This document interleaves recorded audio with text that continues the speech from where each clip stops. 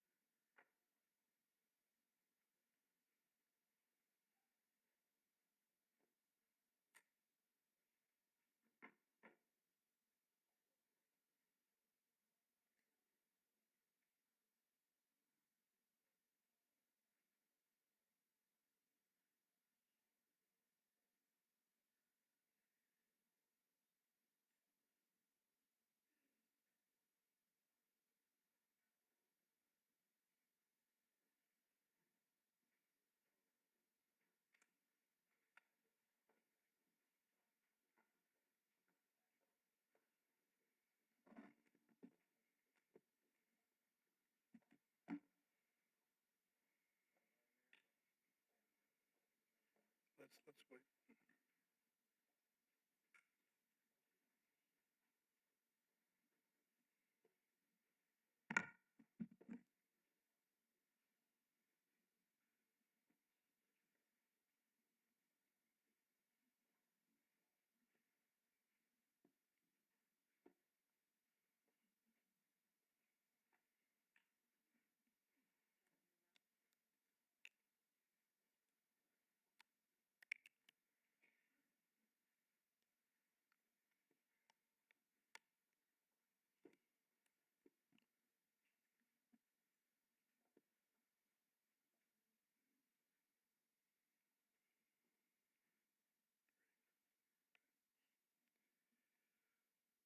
Good morning, everyone. Thank you to all of you that are here with us today this morning.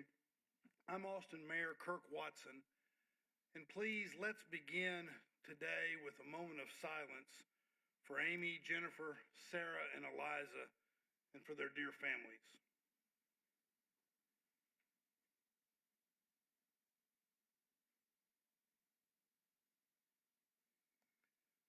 Thank you all. Over 3 decades after a horrible crime took the lives of 4 teenage girls and changed Austin forever, our hearts haven't healed. They're still broken for the precious girls we lost. We've never stopped sending our love and our prayers to their families. As all of you know, the Austin police have announced that a significant breakthrough has been made in the yogurt shop murder case. The detectives today will outline the timeline and process of their investigation. Their investigation is thorough and relies on technology that was not available back then. This day has been a long time coming. More than a quarter century ago, in a circumstance much like this today, I said that Austin lost its innocence the night those young souls became victims. Today, we have some closure. We are different people in a different city. Time has passed. We have endured more, have been disappointed, and have felt defeated and devastated. But today, with the resilience needed to endure something this painful, recognizing the scars, the suffering, and while there's no change to the horror, no wiping away any of the wrongs, no diminishing the grief, we can finally express a deep sigh, a release that comes from knowing. Thanks to advancements in science, thanks to the relentlessness of our committed detectives who have lived and breathed this case for decades, thanks to the support of Austin Forensics, and thanks to an unwavering commitment by the City of Austin, today, finally, we have an answer. I'm joined today by our City Manager, T.C. Broadnax, and Deputy City Manager, John Fortune, and we will hear from Austin Chief of Police, Lisa Davis, Detective Dan Jackson, who has led this case since 2022, Dr. Dana Cotovy, Director of Austin Forensic Science Department, District Attorney Jose Garza, Mindy Monfort of the Texas Attorney General's Office, and finally, and most importantly, family members of the girls. Chief Davis.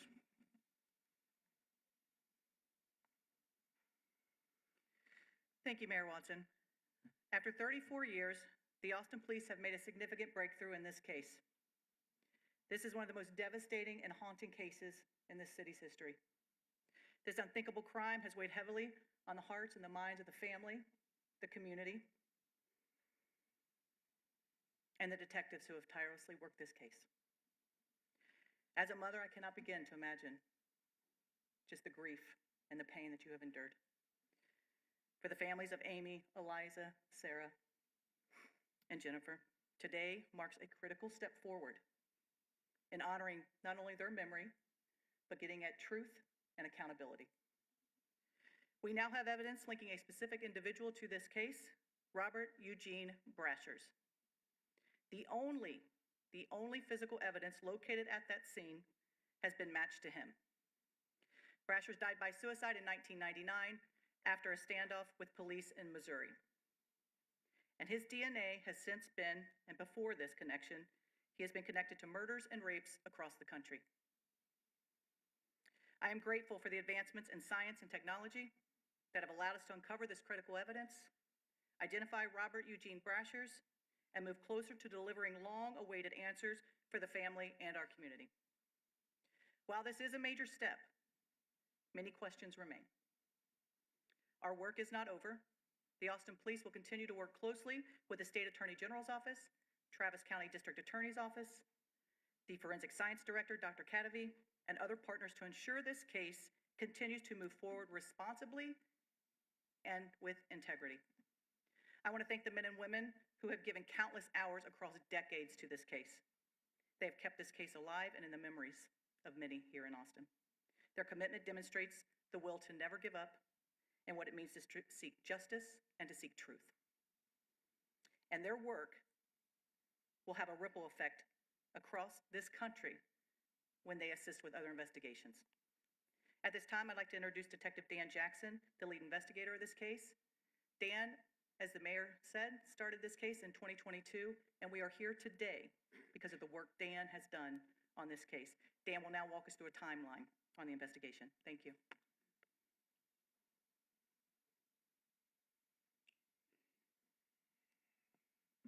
Good morning, everyone. My name is Daniel Jackson. I'm the lead detective, like she said, and I've been on the case since 2022. Before we get started, this case wouldn't be where it is today if there wasn't some recognition to everyone who helped me from different agencies across the country. So when I name you, if you wouldn't mind standing up so everyone could appreciate the work you've done over the last few years. But first, I'd like to thank the Texas Attorney General's Office Cold Case Unit, the Texas Rangers, and DPS. Y'all can stand. DNA Labs International, Signature Science, and our case management staff at our forensic division, the ATF, Missouri State Police, the Greenville, South Carolina Police Department, the Kentucky Police Department that I can't name specifically because they're still working on their case, but which we'll get into later, Steve Kramer and Steve Bush at Indago Solutions, Anne-Marie Schubert, Dr. Bruce Bedoli, and Dr. Colleen Fitzpatrick. Okay, so I'm going to walk y'all through how we got to where we are today. I'll start with a brief overview of the history of the case, but what I'm not going to do is go into the details of that aspect of the investigation because it wasn't my investigation. And so I'm just going to kind of generalize and get you guys caught up to speed of how we got to where we are now, okay? So just sort of a historical picture of what this looked like in the days after the yogurt shop caught on fire. As you can see, it appears to be just, your everyday middle America retail space in a strip mall. Here's a diagram. It's a bird's eye view just of a sort of layout of the building if you're not familiar with this case. The customers would be there in the front, obviously, and then in the back is where the fire was started and the girls' bodies were discovered. Sarah, Eliza, and Jennifer were together, and Amy was a little bit closer to the front. So the gist of the MO of this case was the perpetrator entered or remained near closing time when no other customers were present. The girls were found nude and had been tied up with their own clothing as ligatures and bindings. There was evidence of sexual assault. All four had been shot in the head with a .22 caliber pistol, and Amy was also shot with a .380 pistol. And then the building was set on fire before the suspect left the scene. Remember, this is 1991. This is not 2025, so DNA technology is primitive at best, okay? But the detectives back then had the foresight to go ahead and collect what evidence they could and had swabs taken for possibly DNA testing or some sort of testing that maybe in the future, they did it both at the scene and at the autopsies, which turned out to really help us with the amount of DNA we were able to get later. Some of the only really physical evidence that was recovered was a spent .380 shell casing that was located in the floor drain. There were no .22 caliber casings recovered. And the fire and then the water from the fire department basically destroyed pretty much anything else that you were going to try to collect or try to process as crime scene. Back then, they got thousands and thousands of tips that came in, a lot of, quote, confessions from different people, but it led to nowhere and no arrests were ever made. There was one confession from a juvenile named Maurice Pierce. 8 days after the murders, Pierce was at North Cross Mall, which is down the street from the yogurt shop, and he's with his friend named Forrest Wellburn. He was carrying a .22 pistol in his waistband.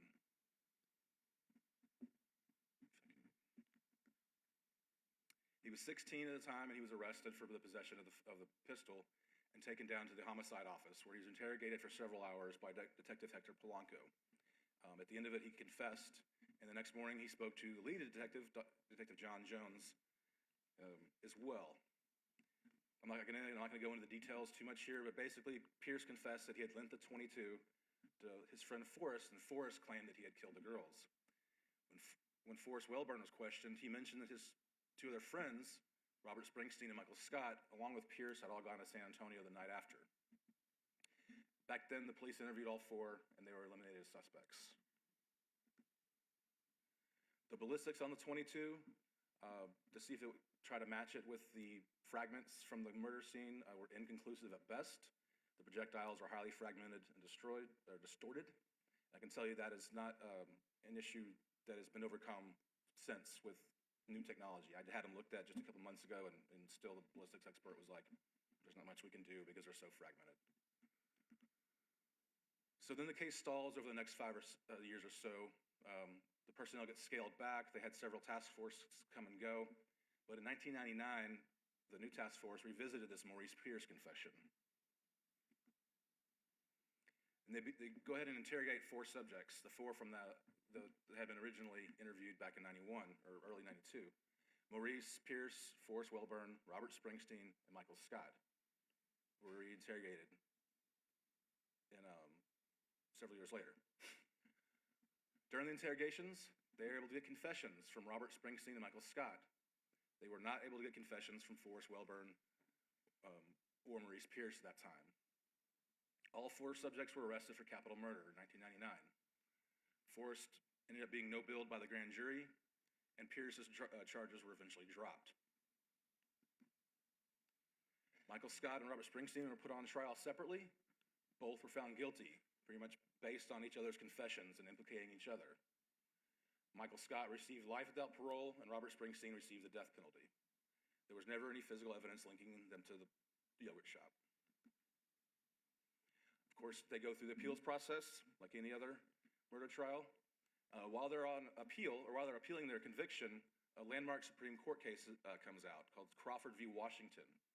It reformulated what hearsay statements can be admitted in criminal cases under the 6th Amendment. Basically, you can't use someone else's written or videotaped confession against somebody else if they themselves are not taking the stand. You can't cross-examine a video. You can't cross-examine a written statement.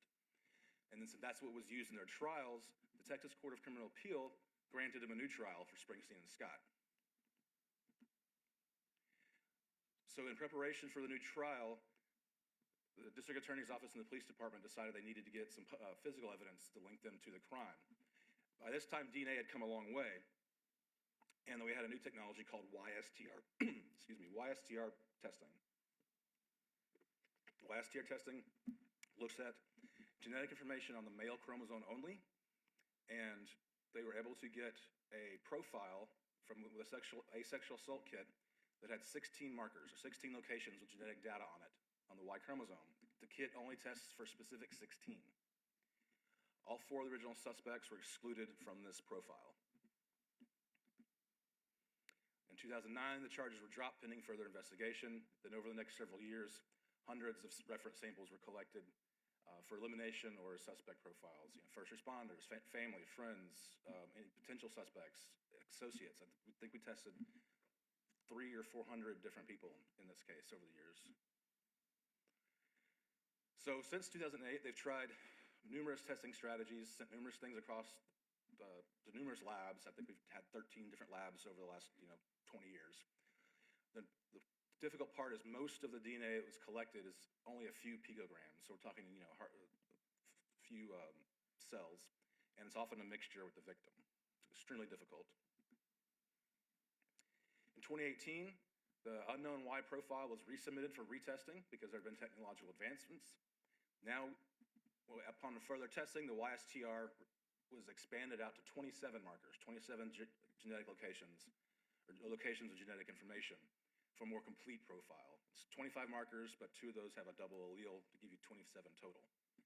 However, the identity of the profile remained unknown.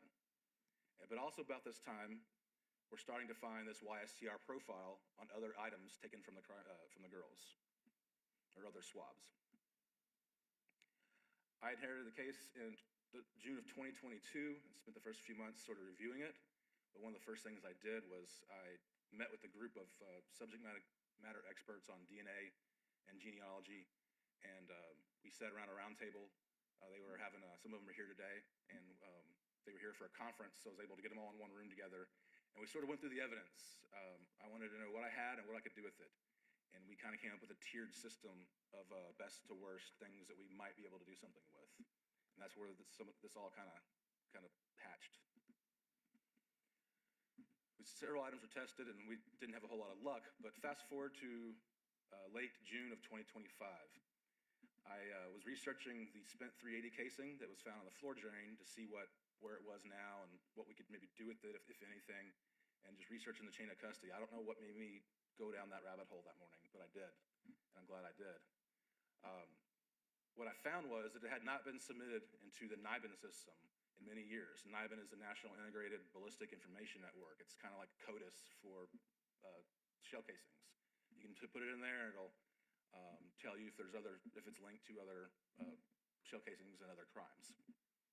It had been put in there a couple times, but it had been a long time. So I spoke with the ATF guys here. A couple of them are here. Jonathan, you're here. And I asked him about it, and he said, well, whether it's in there or not, if it had been many years, resubmit it, because the software has gotten so much better. I mean, we're talking like 3D stuff now. So go ahead and do it. It's not going to hurt. And of note, and this is important later, the original ballistics report said that in all probability, the weapon used from that 380 projectile was limited to an AMT brand backup model 380 handgun that was used to kill Amy. So that's important later. The morning of July 2nd, the ATF sent the 380 cartridge, and that afternoon I was notified of a hit out of Kentucky, an unsolved murder out of Kentucky.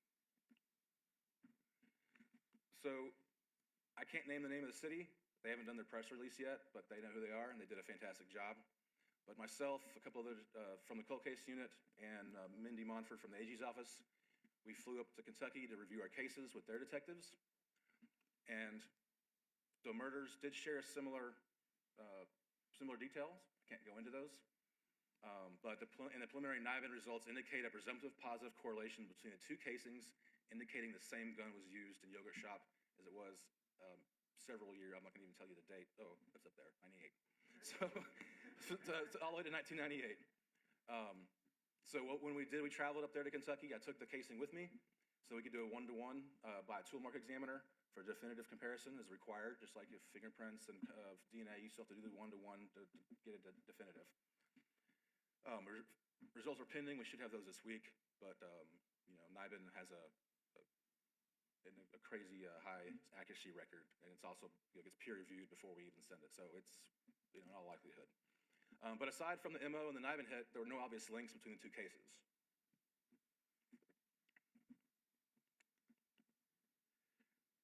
So we kind of sat down and decided, well, what are we going to do next? How are we going to solve these cases together, assuming they are related?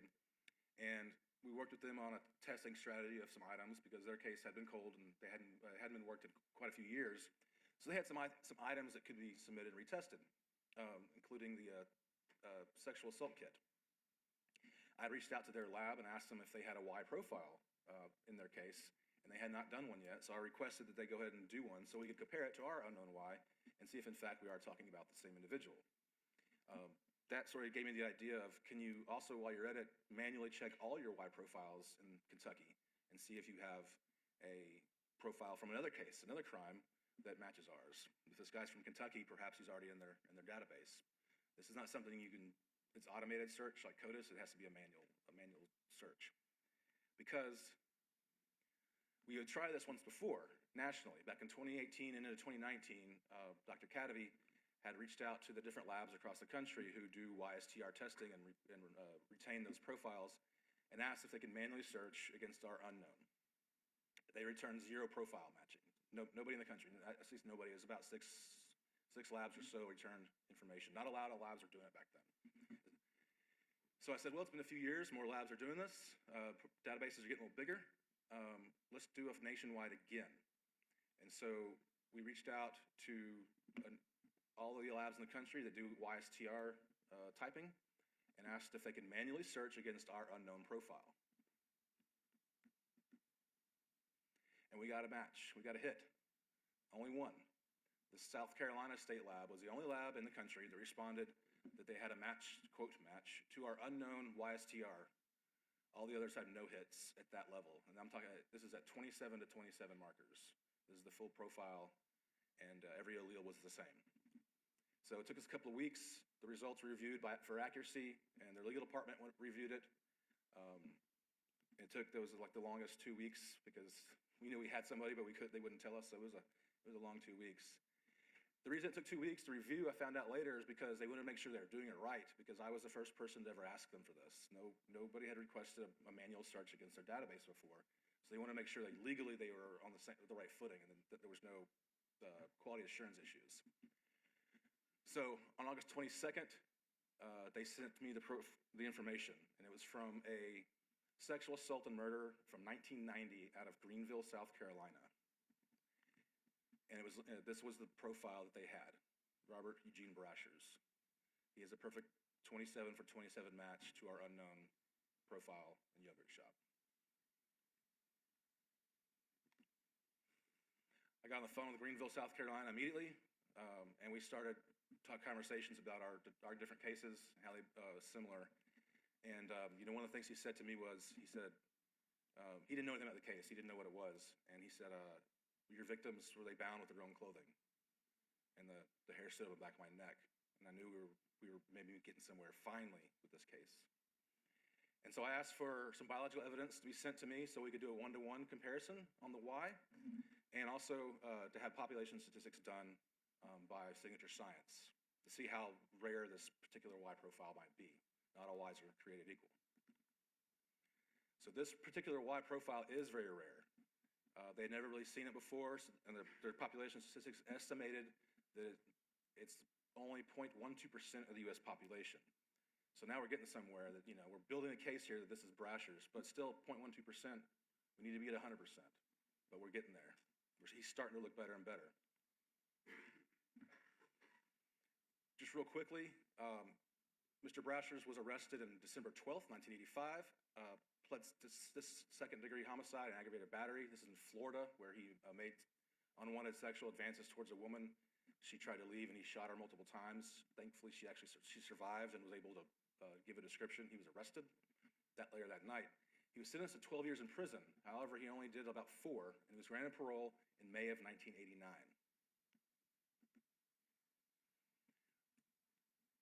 After he died, Chief already went over some of his known cases, but after he died, basically DNA linked multiple unsolved murders and sexual assaults across the country to him. Between 2006 and 2017, they knew that they had a serial killer in these different jurisdictions, but they didn't know who he was. It wasn't until 2018, the very sort of infancy of genetic genealogy, that these detectives, some of them who are here today, got together and collaborated on how are we going to identify this guy.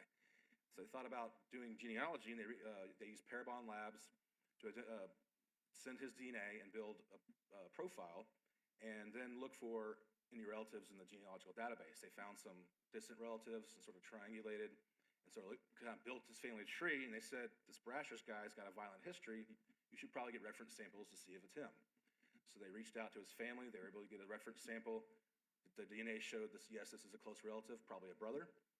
So at that point, they got a judge's order to have him exhumed out of Arkansas, and they retrieved biological evidence from the body to develop a profile for CODIS. And in 2018, that DNA testing confirmed that all of those unsolved up there and were all from Mr. Robert Brashers. So he's good for the sexual assaults and murders throughout the 90s that he never had to stand trial for.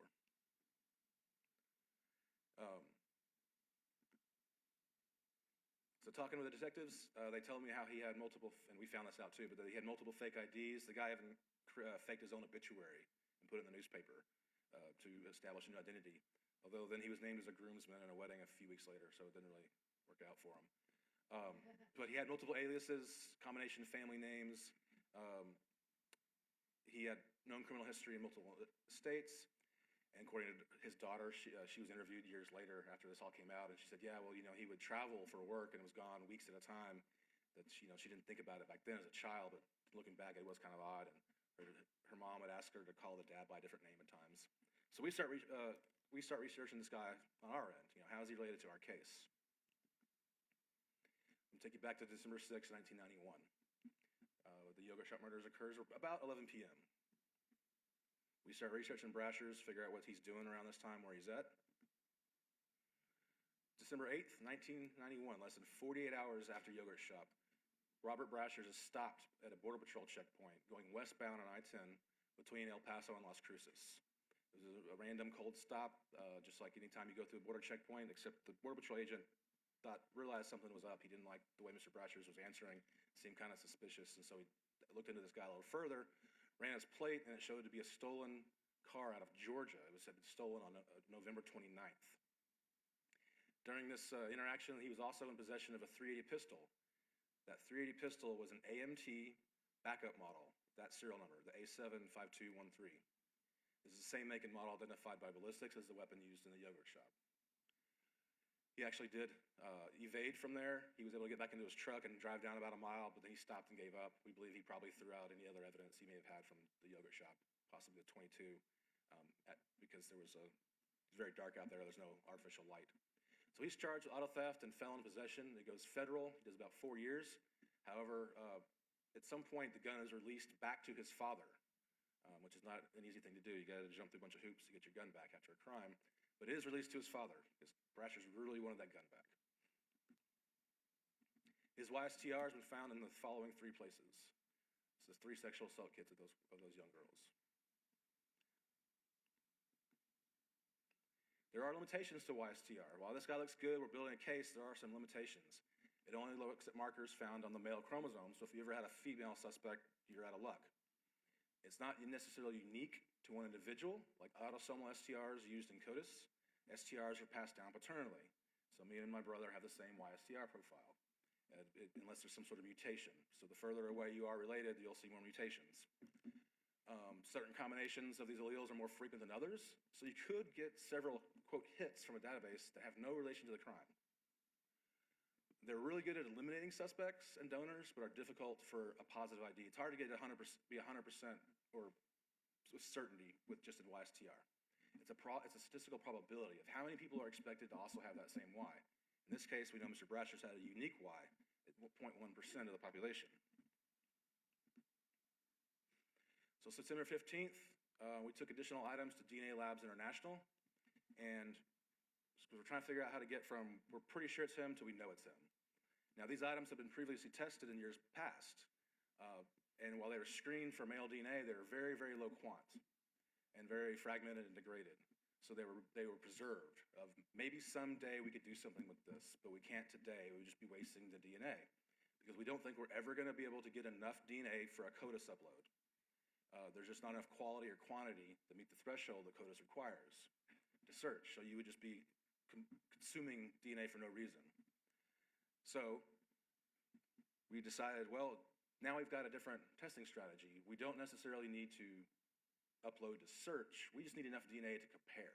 And those are 2 different thresholds. So we need enough STR markers to do a direct comparison from our crime scene to Robert Brashers. So we identified some items that could be done.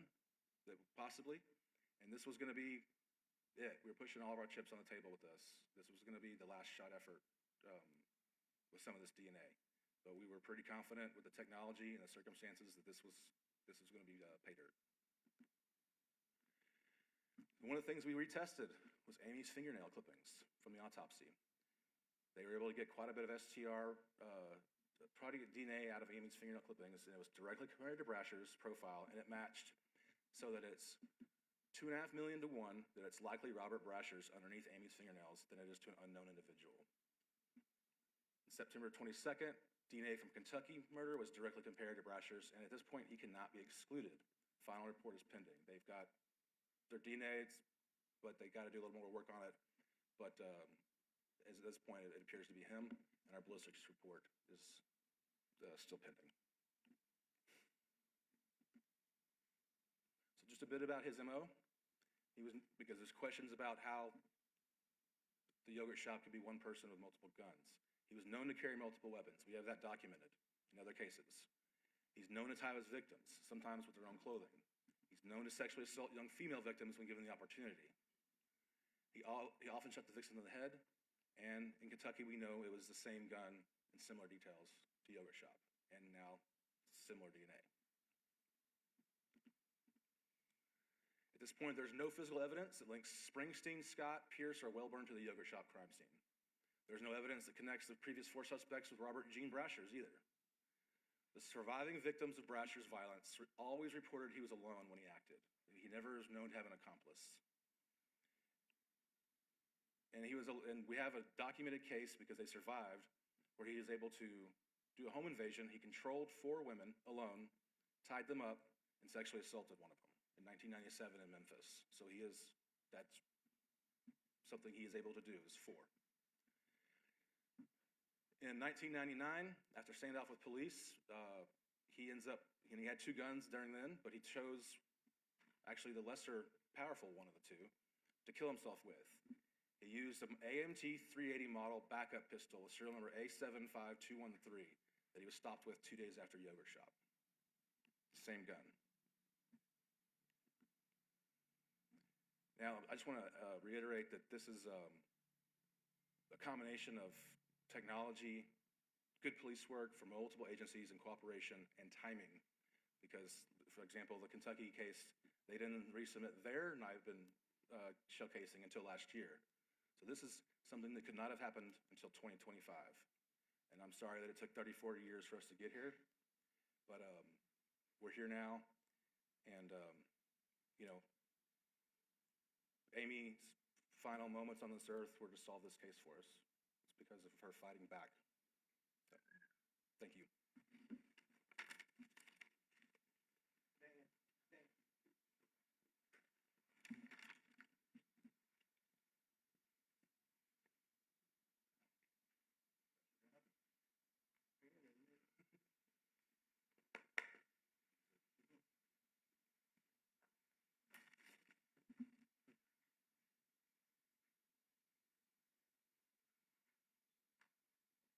Thank you, Detective.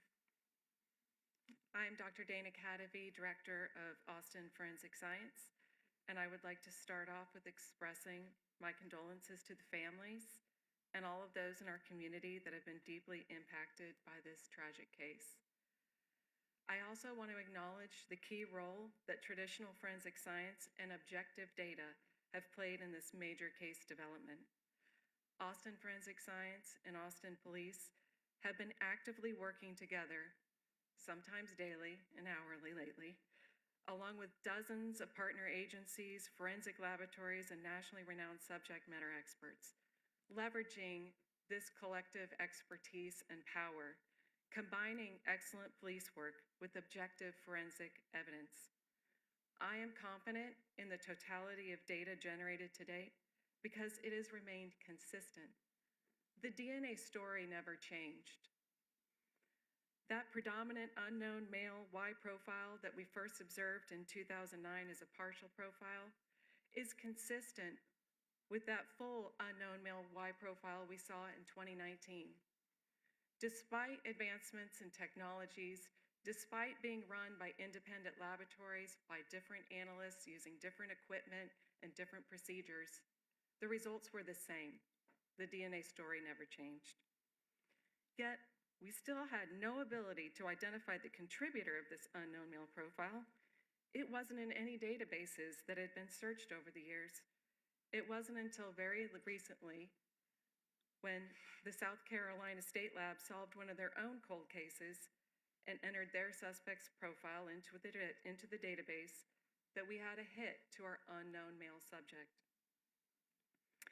Thanks to the due diligence of South Carolina, we finally had the missing forensic piece, a known suspect and his DNA reference sample. From here, we could do direct comparisons of his reference standard to the samples collected at the crime scene. This was the piece that we needed. With these direct comparisons complete, we now have the data to indicate, with very strong statistical support, that Robert Brashers was indeed the contributor to intimate victim samples collected from the yogurt shop crime scene.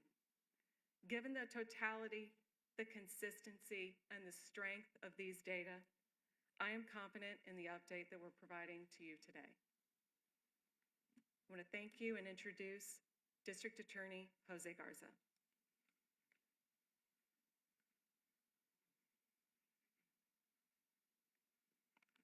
Thank you, Dr. Katavi. Good morning. My name is Jose Garza, and it is my privilege to serve as the Travis County District Attorney, and I'm so very honored to be with you today. At the Travis County District Attorney's Office, we have never forgotten about Amy, Jennifer, Eliza, and Sarah. Our hearts will always be broken for you. To all of the family and friends who have loved and grieved for Amy, Jennifer, Eliza, and Sarah, we know that there is no way to make right what happened to them.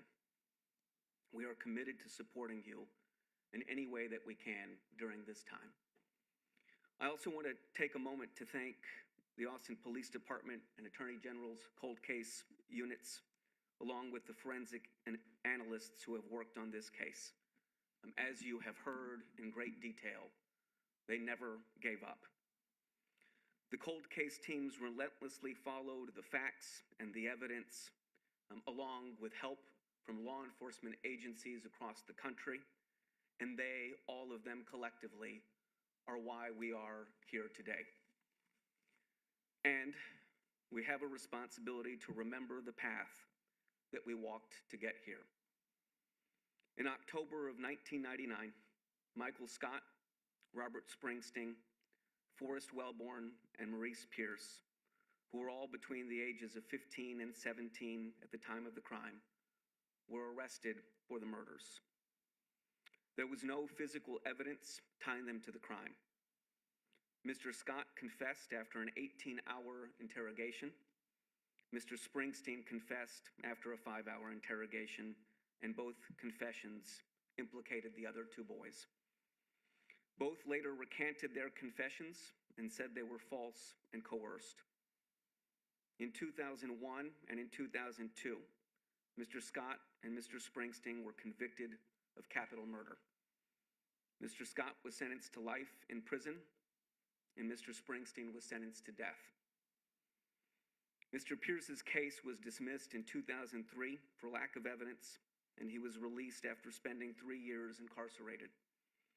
The cases of Mr. Scott and Mr. Springsteen were eventually overturned in 2006 and 2007 because of constitutional errors during the course of their trials, and they remained incarcerated until 2009. In 2009, DNA testing found biological evidence that did not match any of the 4 boys, and on the eve of retrial, their cases were dismissed pending further investigation by the Travis County District Attorney's Office. I want to be clear. The District Attorney's Office learned about the results of this investigation less than a week ago, and the families learned about these results even more recently. We are so incredibly grateful for this investigation, and we still have work to do to review the findings of that investigation. I also want to be clear that the Austin Police Department's investigation is ongoing. As we stand here today, there are still investigative steps that are underway.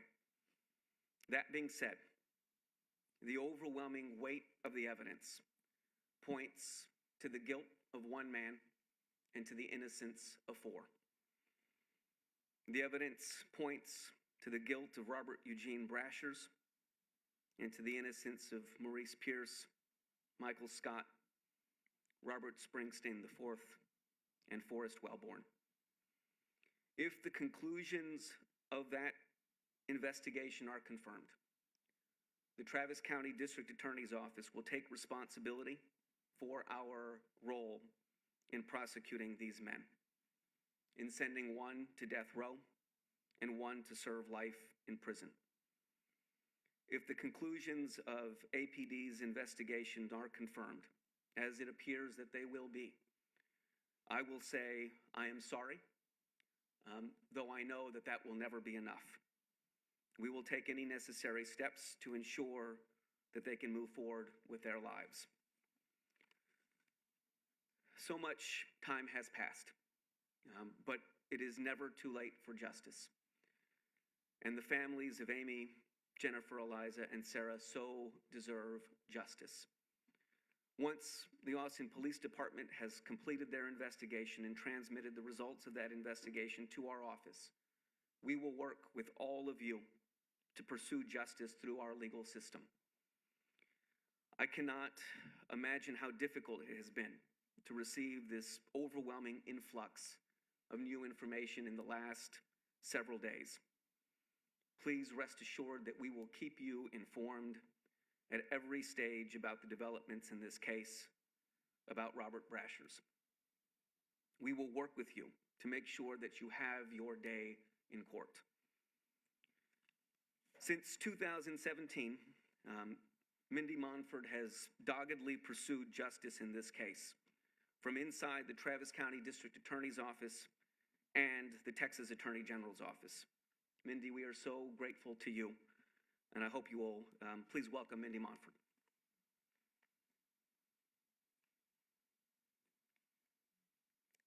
Thank you, Mr. Garza.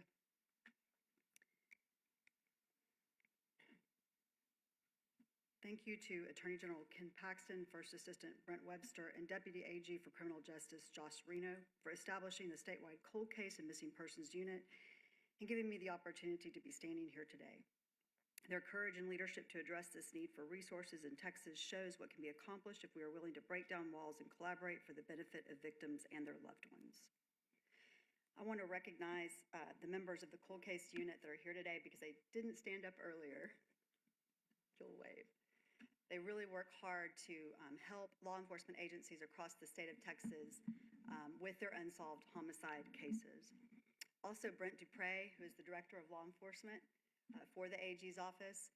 I want to say that he's been with me on this journey, starting this unit and also helping with the Austin Police Department investigation. And I don't think he ever turned down a request for lab testing if I said it was yogurt shop. So I want to thank him for that.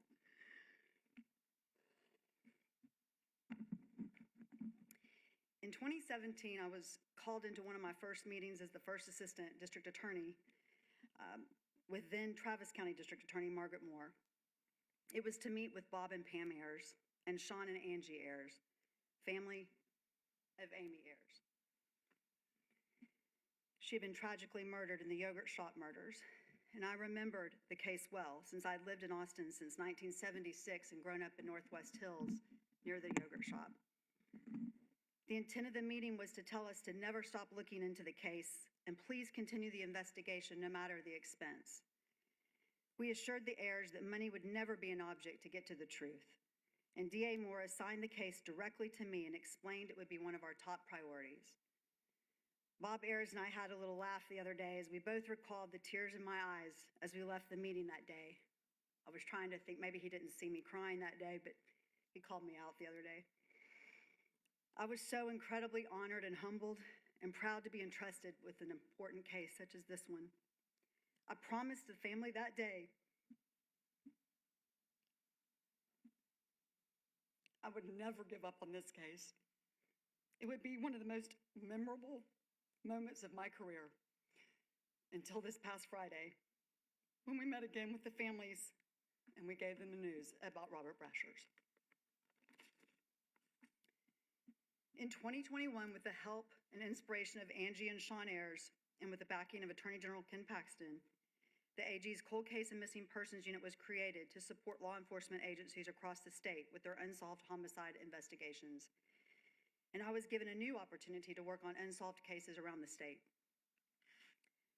I remember when Sean and Angie Ayers came to speak in support of the idea of creating a statewide unit. And they commented, "The creation of this unit might not help our family, but if it helps other families, then this could be a pretty good thing." Sean and Angie, thanks to your selflessness, you've not only helped other families, but you helped your own. And I bet you didn't think when you said those words that day, we'd be standing here. In 2022, our unit began collaborating with the Austin Police Department on the yogurt shop murder case. And I found myself getting to work on this case again. Of course, I never really stopped. Since that time, we've worked hand in hand with APD. I've personally seen the hard work and dedication the department has devoted to this investigation. I realized recently there's been a little documentary series out there, and a lot of people are saying, "Oh, thank God APD has finally worked this case." As someone who has worked pretty much nonstop on this case with APD from 2017, I want to tell you there can be nothing farther from the truth. I have personally observed the Austin Police Department work on this case nonstop. They have never stopped following leads, testing evidence, and trying to seek the truth. We still have work to do on this case, and we will continue this journey with APD as long as it takes and as long as they will have us. And as a statewide cold case unit, we will continue to investigate potential unsolved cases that might be related to this suspect. I would urge law enforcement and the public to reach out to our office or the Austin Police Department if you believe you have information on Robert Brashers. His crimes involve similar circumstances, as Detective Jackson told you. And that slide he had on the modus operandi is very important. I hope that you will republish that as often as you can. He used ligatures to tie up his victims, often their clothing. He used a firearm, most often a .380 or a .22, with gunshot wounds to the head of his victims. He sexually assaulted his victims, often young girls, and sometimes, as we've seen, he set fire to the crime scenes. If you have information, we'll be posting tip lines for both our office, the cold case unit of the Attorney General's office, and the Austin Police Department. Robert Brashers died in 1999, and if you have any information about him that occurred prior to that time, it could be very helpful. And our tip line, you can remain anonymous.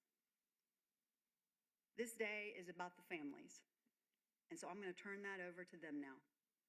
It's my honor to introduce our next speaker, Mrs. Barbara Wilson, mother of Sarah and Jennifer Harbison.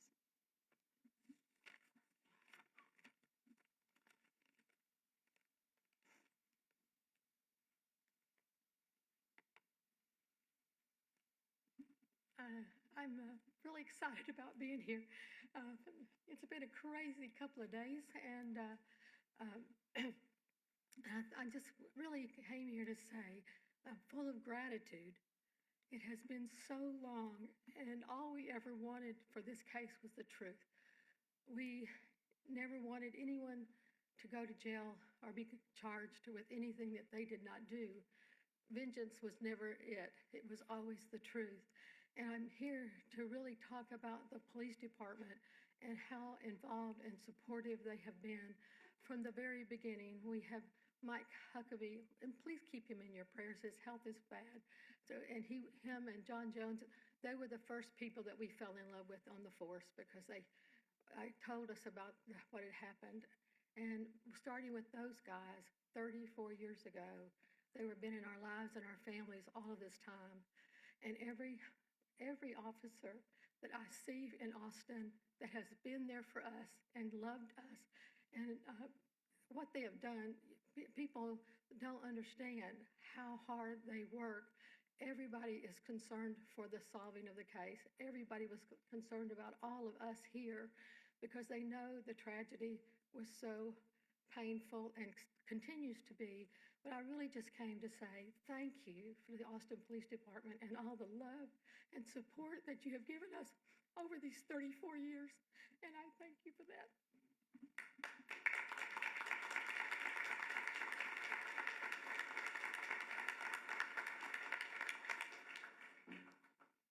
And next up, we will have Sonora Thomas, sister to Eliza Thomas.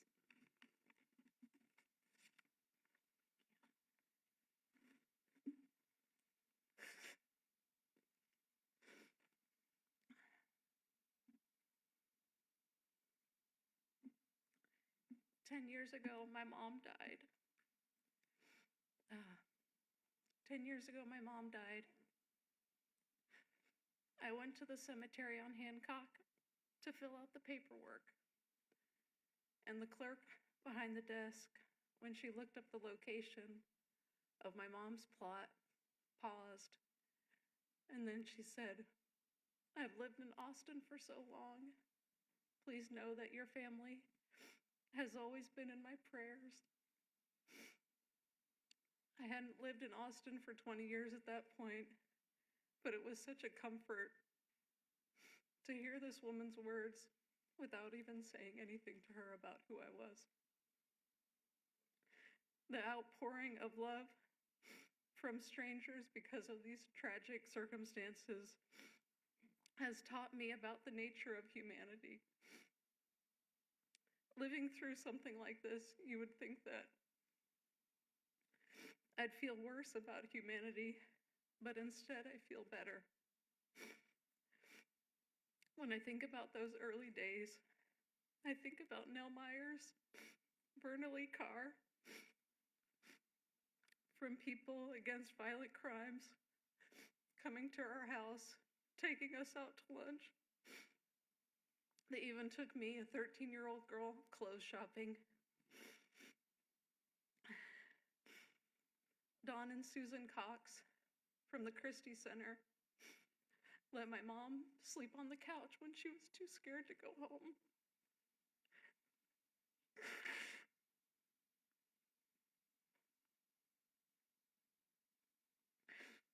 Then there was the memorial company that donated the headstone, and the Lanier student who played taps at the funeral, and John Jones, who was there from the very beginning, who still answers my phone calls.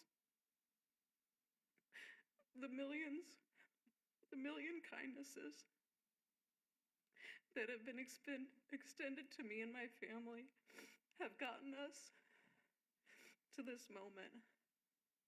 Some of us. I think of my mom today, and I wish she were here. Our reality doesn't change after today. Our families are still too small, still missing an essential ingredient, and we are lesser for it. We have been robbed of a life with nieces and nephews and grandchildren, and with sisters to grow old with. This sort of mindless violence continues to steal from all of us. I don't yet know how this information is going to change my life, but what I learned about myself in the past 2 days is that my brain was split in two. One part of my brain has been screaming, "What happened to my sister?" And the other part kept repeating, "I will never know, I will die not knowing, and I have to be okay with that." On Saturday, those two parts of my brain started melting into each other. I realized how much energy I had used to keep them separate and to convince myself that I was okay not knowing.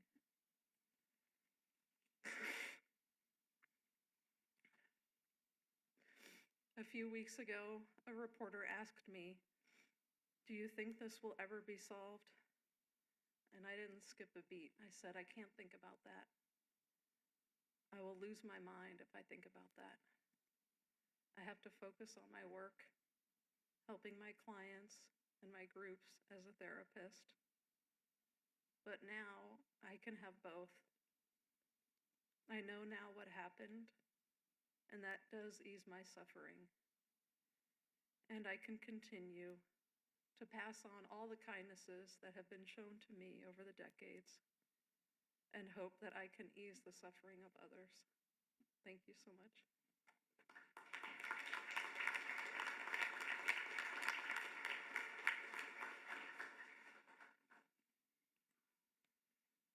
And we'll now hear from Angie and Sean Ayers.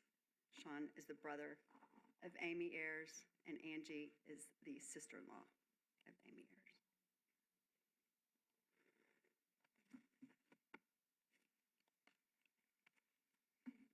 I'm old school. Thank you for letting us have the chance today to speak. We greatly appreciate it. My name's Sean Ayers. I'm the son of Robert and Pam Ayers, Amy's big brother. I'd like to first thank God for giving us all the strength and perseverance for the last 34 years to finally have a little end to it. At one point, I had given up on God, but He never gave up on me, and I am thankful for that. Thank you for the persons that leaked information to the media. Thank you for the bombardment of texts and calls we got minutes after we found out from a face-to-face meeting with APD. Thanks for being responsible for some of the parents being called by media before they got the chance to have their face-to-face with APD. Thank you for forcing this press conference to be moved up, so we all had to rush to put our thoughts and words into a moment we've been waiting 34 years for. You should know better. This has to stop. Since I had to write this down last night on the drive down here, I apologize now if I leave anybody out. Detective Dan Jackson. To us, he's just Dan. One of the few detectives I've met during this journey that has no ego. A man that looks you in the eye with good or bad news. Hold on, I gotta put these on. A man that does what he says with no excuses. A man that treated the girls, the families, in this case with respect. A man that turned down multiple promotions to stay in the cold case unit and on this case. Please take some promotions now. You deserve it. He did his job, not for credit for himself. He did it for the answers, the justice, and a little peace for the people this case has touched. And boy, did he get it done. Thank you, Dan.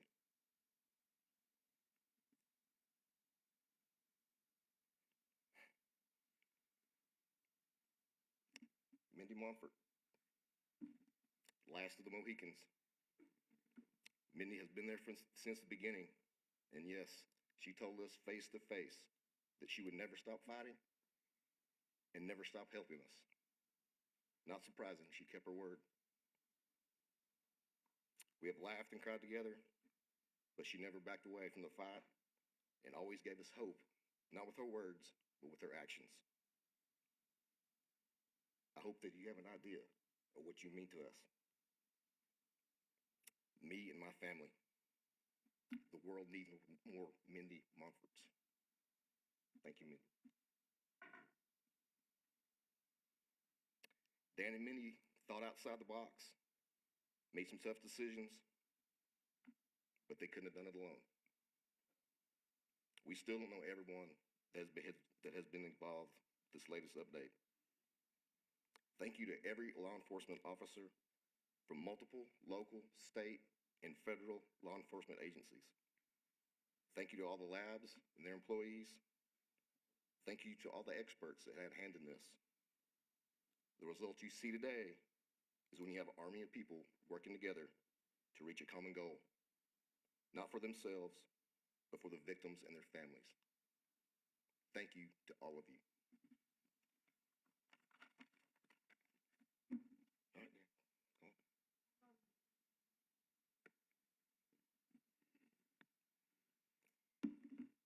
And the last one,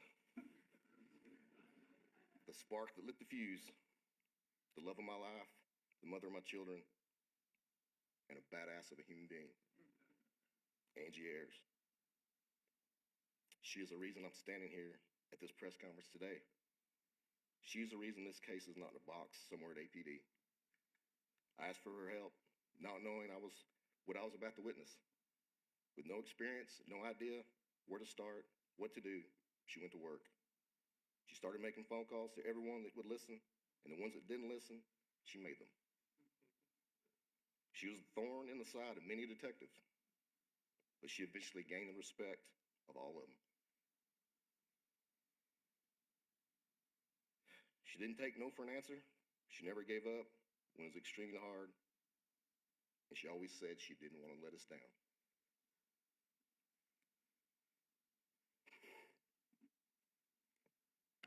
You never let us down. She's not a detective of any kind or legal counsel, but at this point, she could be a damn good one. I'm proud to be called her husband. I can say I never can repay her for what she has done, but I'm gonna spend the rest of my life trying. I love you, and thank you.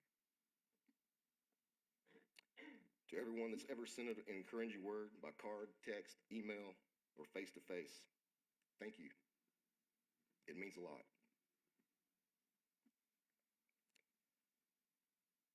This day, I was never sure it was going to get here. This chapter will close soon, but we're just getting started. You will see.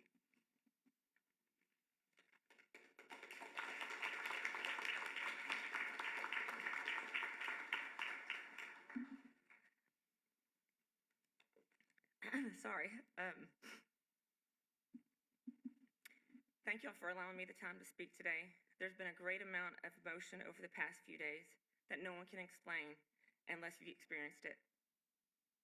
And to those that leaked it before all the family members were notified, shame on you. This has never been a story to us, these families. It's always been our lives, and we were forced to share it with the world. And the one day that we were trying to cope with it and take a breath, you took that from us. I hope that you never have to endure the pain that caused. With that said, I've already been introduced, so I'm sorry. I'm Amy Ayers, wife of Amy, who's brother to Sean. Wife of Sean, brother to Amy. My journey started 2 days after this murder. I was actually friends with one of the Harbison's cousins. I did not know from that day forward I would be connected with this case for the rest of my life. When Sean asked me to fight for justice, I said, "How far do you want me to push?" And he said, "As far as you can." That lit a fire in me that I had never experienced in my life. I have been here longer than most investigators involved. I've been here longer than the district attorneys, the prosecutors, and chief of police. I have been told no, to stand down, told to wait, be careful.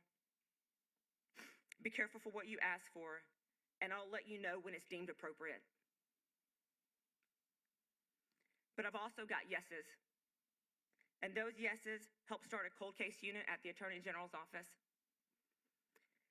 It also has helped make a federal bill for the families and victims. And I say this to all the other family victims out there. Keep going. You will get knocked down, but get back up with a vengeance. Do not take no when your gut is telling you to push. Do not give up. Fight for what is right, and most importantly, don't let them put your case back in a box. To the Austin community, the APD Cold Case Unit, and the hundreds of friends and families here, online, and watching, Thank you for not forgetting the girls. Your cards and your messages have never gone unread, and they are a comfort to have. To all the people that have reached out, to those that have stood by us to give us advice and a shoulder to lean on when we needed it, thank you. To the families of the cold case throughout the country, I hope you can find the right people who are willing to put their heart and soul in your case and willing to fight for you and with you. I hope that you can build a team of law enforcement, geneticists, genealogists, private investigators, forensic experts, DNA experts, whoever and whatever. Whatever it takes to find the proof that you need in order to solve your case, as we did for the girls. There have been so many detectives that have come and gone over the years, but I guess now, Danny will be our favorite. He came in eager to work for the girls and work with the team. He was warned against how intense and passionate I was in order to help this case. He never wavered. He was willing to put all of his ego aside and do what was right for the girls. He followed the evidence and undoubtedly invested his heart and soul into fighting for justice. He and his team worked diligently to find the hidden puzzle pieces that we needed.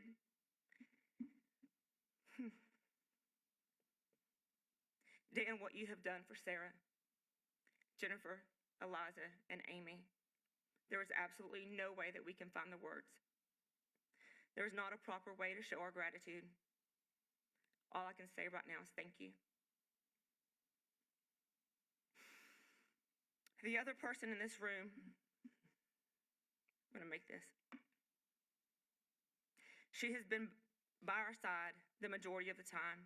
She has set the bar for cold case units and missing persons units in Texas, and together we will be forming a foundation to further advance law enforcement agencies and cold cases around the country. Mindy Montford, thank you. From our first meeting, she said she would never give up and would fight with us and would be there until she could deliver the news that the girls and their families deserved, and she did it. She has withstood the ups and the downs, the twists and turns, and the exhausted amount of text, emails, phone calls that I have sent throughout the years. Thank you for being a woman of your word. There is nothing that we can do to repay you for what you and all of the team has done for us. This has given so much hope to other families across the country. I hope that you hear me. To law enforcement far and near, please hear this. Open the cold case boxes, please. Put the evidence in the databases. Run the rape kits. Do not wait. Do it today. You could help ease someone's pain today. With the technology, we should be solving more cases. Let's quit letting murderers and habitual criminals out of prison. The justice system has failed the girls numerous times over the decades. This system has got to change. We have got to do better for the victims. I would like to ask President Trump for a conversation to help fix this broken system. I believe that you have the ability to help change it.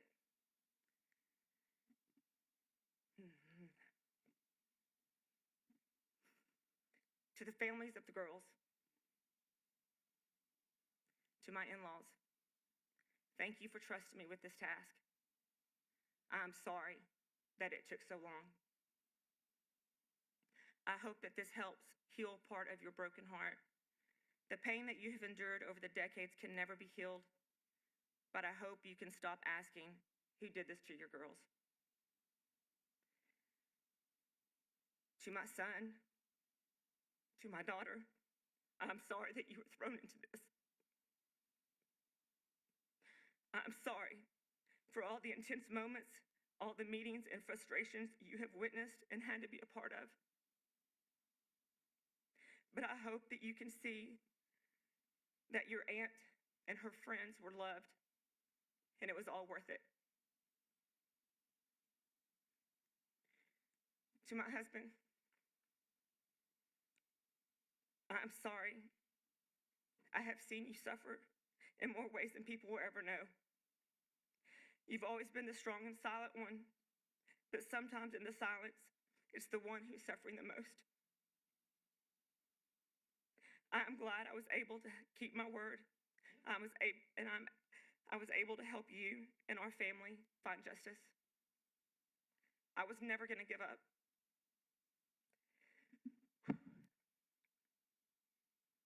And lastly, to my sister-in-law, Amy Ayers, I am so honored to have fought next to you. But you can rest easy now, sister. I've got it from here. I will continue your fight to help other victims. Thank you.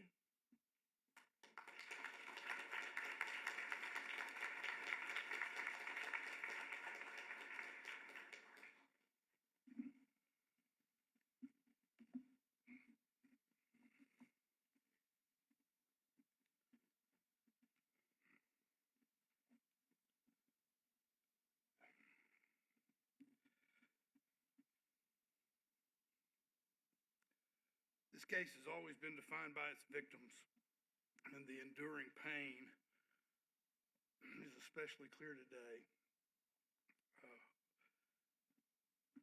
I want to say how much I appreciate the grace of all of the families over the years. You move me.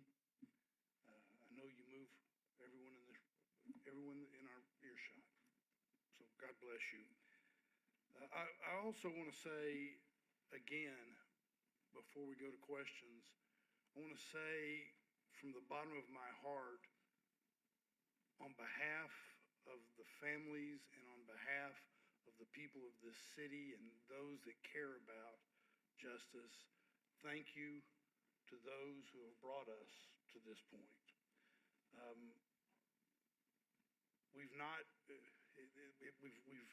We've treated today almost like we're in church, but I think it is appropriate for us to ask you to stand and recognize you for the valiant work that you've done on our behalf.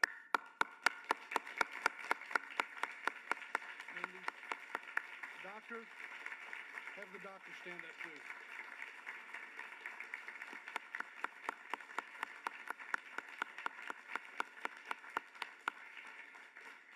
And on behalf of the City of Austin, I also want to say thank you to all of the law enforcement agencies and groups that have been helpful in this. The detective called you out and by name, and you humbly and kind of stayed in the background, but we deeply appreciate what you've done because you've created hope. All of you have created hope. And today I am very hopeful. My hopefulness is that we can turn a page as a community and hopefully a final page. The final page on a horror that marked a very different time in Austin's history. I believe we can take heart in our growth and our progress and our strength as the city. And we can go to sleep knowing that while the threat of this kind of evil may never pass in this world, we are far, far better able to prevent it before it happens and solve it when it does. The yogurt shop murders will always be part of Austin's history. The pain from that night and its aftermath will never go away. But with the knowledge we have now, we can share some peace. God bless Amy, Jennifer, Sarah, and Eliza. They will always be a part of our city's identity. God bless their families, and God bless Austin. We'll now be happy to answer some questions. I'll turn it over to you.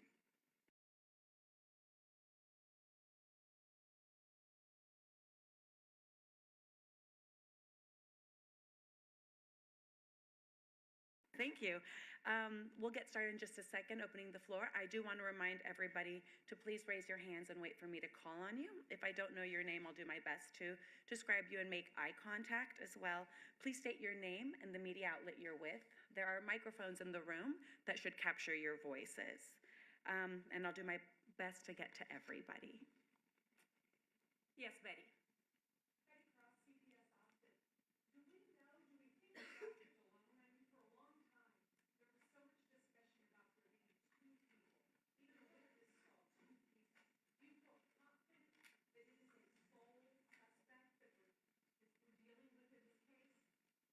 Sure. At this point, there is no evidence that he had an accomplice.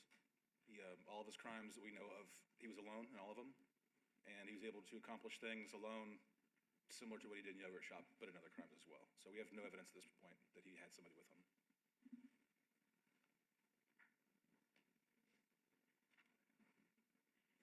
Yes, Bree?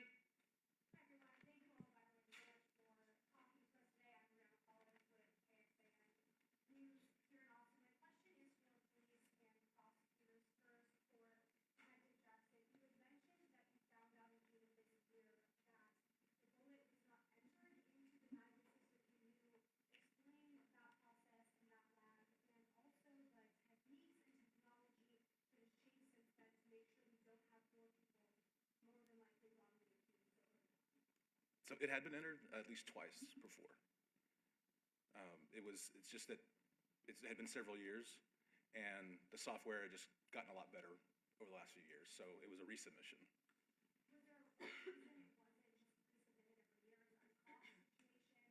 Well, every year the software doesn't, I would probably pass that to the ATF about how often we should be resubmitting stuff. But they have made it, it's been a big push by the ATF lately that software has gotten so much better just recently that asking, and this goes out to across the country, you know, if you've got old shell casings, resubmit them to NIBIN. We are getting hits in other cases already, just from I mean, it's a thing. So I asked everybody to do that. So yeah, it had been submitted before.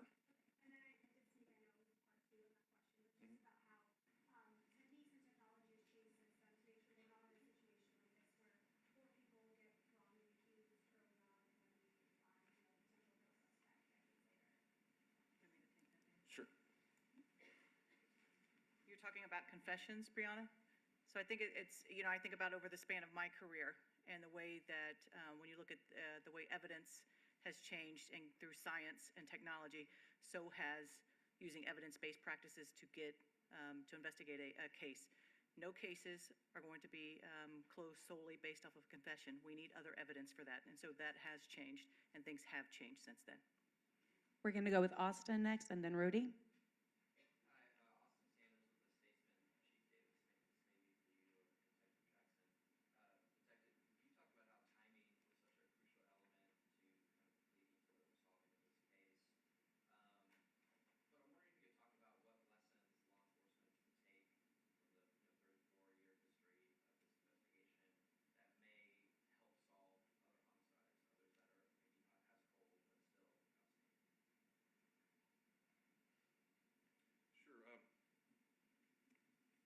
So the approach I took for this case was a different approach than had been taken before. My goal was to look at all the evidence. What evidence do I have and what can I do with it? And with any cold case, you should be periodically reviewing and asking yourself that question. What do I have and what can I do with it? Because those answers change over time. And you don't want to do some, you know, Hail Mary and end up like wasting DNA that you didn't have because there's some, you know, junk science out there. But as technology gets better, you know, you need to constantly reevaluate your cases, and you know, go back into the vault and find out where that evidence is, and make sure you actually still have it, and do stuff with it. I didn't I took the approach of my number one goal and really only goal was to identify that unknown profile, because the case would never move forward until we figured out who that person was, and so that was my my only priority with this case. And, you know, I still had tips to track down. We still had people would call in, and we still run those tips down, go interview people, get DNA. But really, it was that unknown profile that we had to solve. I took the approach of I'm not going to listen to the confessions. I've never listened to them. I've never read them. the transcripts. And the first time I heard any footage from the confessions was the HBO documentary. That was my first exposure to them. Because my point of view is, I don't know, but I'll go where the evidence leads me. And that should be the goal of every cold case detective. Rudy?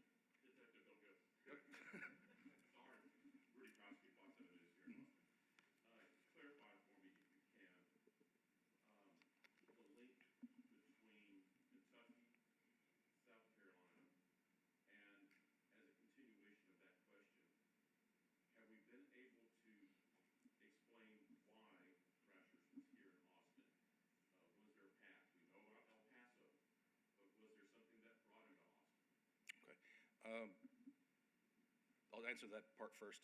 No, we don't know why he was in Austin. We have found no connection to Austin. Why he took this route, we may never know. I don't, this is not if you were going from, we know he was in Georgia on November 29th because he stole the truck there in Marietta, Georgia, and then he's in El Paso or Las Cruces. Austin's not the most direct route. So, if he'd taken the most direct route, he would actually skip around Las Cruces. He would go into northern New Mexico to whatever town in Arizona his dad was at.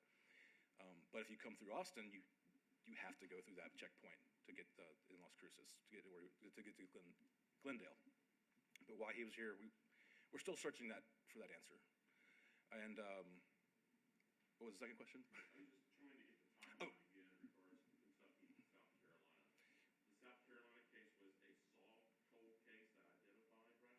Yes, it was. It occurred in 1990, and it was solved in 2018. But that's not how you got to South Carolina. You got there by going through Kentucky. Kentucky was a link initially through the shell casing, the ballistics. But then I got to South Carolina when we asked for a nationwide manual search of all the STR profiles that they had, and South Carolina had done one on Brashers from their sexual assault kit.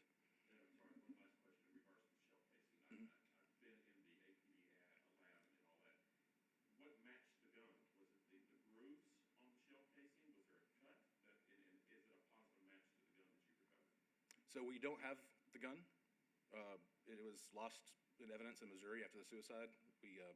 There's still hope that we can find either a shell casing from their evidence or they had entered it into NIVA and we're trying to track that actual hard data down. But we don't have the actual gun. We don't know where it went.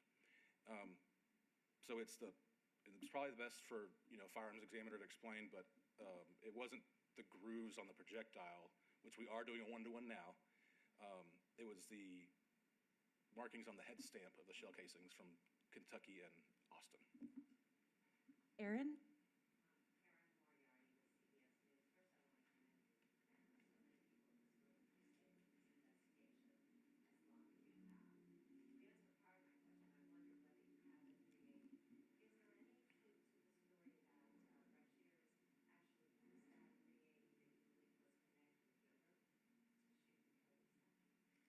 It's the same make and model. Because we don't have the gun, we'll probably, unless we get a shell casing, there will be no way to compare. So we know the gun he got stopped in on December 8th is the same gun that he killed himself with 8 years later. We know that because it's documented by serial number. And we know the gun 2 days before he got stopped at Yogurt Shop and the gun in Kentucky are the same gun. And they're all this is all same make and model AMT 380. So you could, deduce what gun this is. But until we actually have the gun to say 100%, probably. And there's no reason, it's all the same make and model, and why he would switch guns and go back to the old gun years later.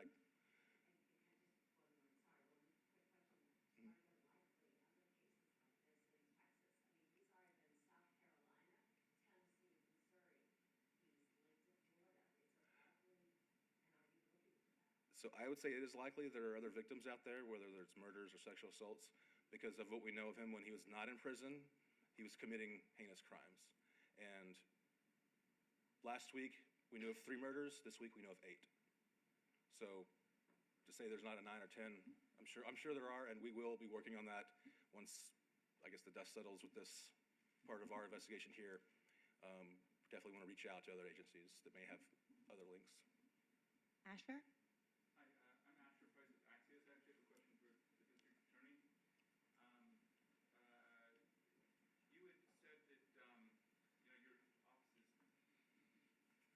had said that, your office is, among other things, dedicated to helping the men who have been convicted of these crimes previously find justice. Assuming this case is settled this way, does this open a path to restitution to those, I think there are 3 men who are still alive?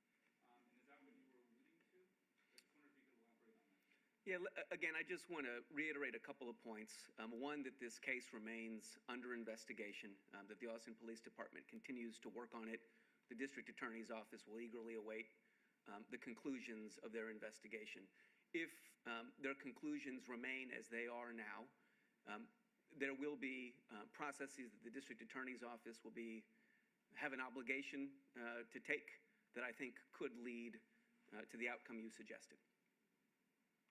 Meaning restitution for the... Yeah, that obviously involves a state process that the District Attorney's Office does not administer, is not a decision maker in. But I think that there are steps that the District Attorney's Office would take that may help in that process.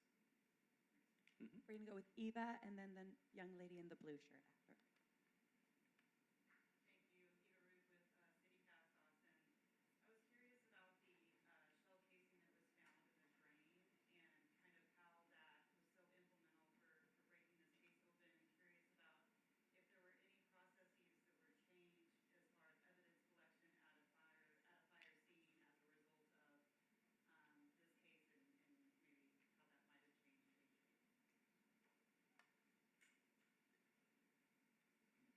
Well, crime scene processing has changed quite a bit over the last 34 years, but what they were dealing with in 91 with that fire and that water, there's not a whole lot they could have done different. Not even with hindsight of 2025 hindsight. It's just, it's the hand they were dealt. And, but, the casing in the drain, it was collected standard procedures that we would do today. So, does that answer? Does that work? It was the only one? Yes, it was the only one, and there was only one projectile. I was only fired once at the crime scene, so it was to Amy. So there were no other projectiles from a 380 and any other girls. It was just the one shot. So there was some cleanup that he presumably did with other soldiers? No, but the 22 that were used to shoot the girls, there was no casings left, and ballistics said it was likely from a revolver, so that there wouldn't be any to leave.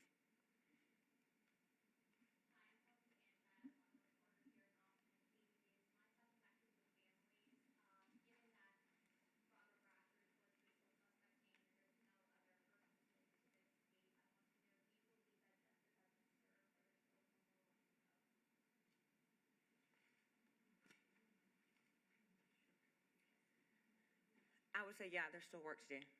I think right now we're all kind of still absorbing the news.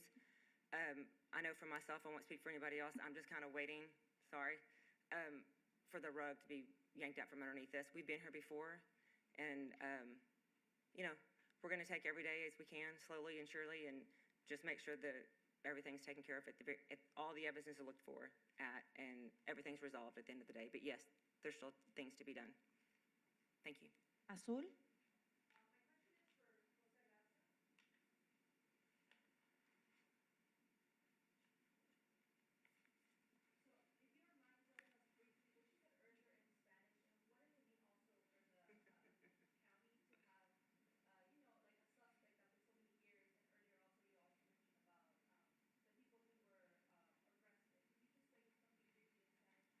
My mother would be disappointed to hear me not be able to comply with your request. I'm happy to work with you to get you a statement in Spanish, but given the complexity of this issue, my Spanish just ain't that good.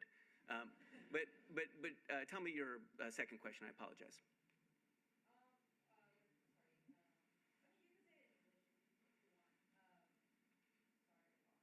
It's okay. Well, our focus right now is on the families and the possibility of bringing some modicum of justice for them.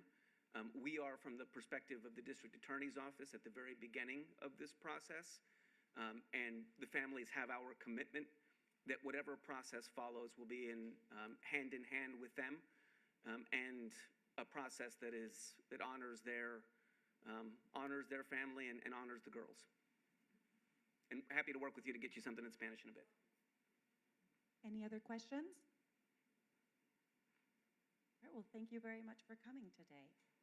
Thank you all. Appreciate you being here. God bless you all.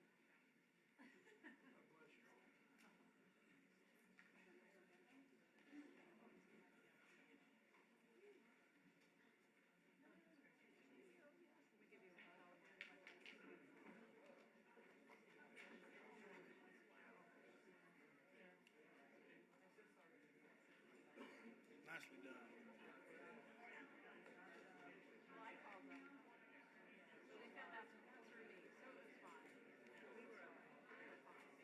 Do you need any? As a matter of fact, don't ask me twice.